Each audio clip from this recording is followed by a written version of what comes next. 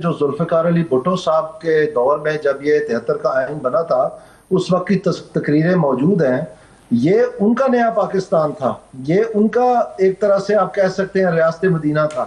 और वो इसको बड़े धूमधाम से मना रहे थे कि हम बरतानवी इलाज के होचे हथकंडे, जिसमें पूरे निज़ाम को एक मफलूज करके लोग के जो आइनी हकूक हैं, जमहूरी हकूक हैं, कानूनी हकूक हैं, उनको मस्क करके और अपना राज करती रही है, और जिसके जरिए से पूरे हमारे सोसाइटी को और हमारे कल्चर को जो है तबाह बर्बाद कर दिया है। इससे हम छुटकारा हासिल कर रहे हैं और हम अपनी असल मंजिल की तरफ जा रहे हैं, क्योंकि हम अब एक आज़ाद मुल्क बन चुके हैं और उसमें आइन अभी तक मुतफिका नहीं बन सका। तो ये मुतफिका आइन का एंड शेक थी कि 3 साल के अंदर separation of judiciary from the executive की जाएगी, लेकिन वो ना हो सकी। करते कराते आखिरकार क्या हुआ कि जुडिशरी खुद इसमें मुलव्वस हो गई। यानी अफजल जुल्ला साहब, ये है PLD 105 1996 के अफजल जुल्ला साहब चीफ सेक्रेटरी थे, और नसीम हसन शाह साहब ने डिसीजन ड्राफ्ट किया था, जिसमें उन्होंने कहा था कि 1972 law reforms act suffices to meet the test of separation of judiciary from executive.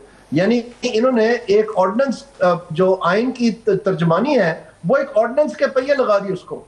तो जाहिर बात है वो 1972 का लॉ रिफॉर्म्स एक्ट जो है, ऑर्डिनेंस जो है, उसको एक ही दिन में बदल दिया गया, और वो पावर जो थी जुडिशल वापस दी गई।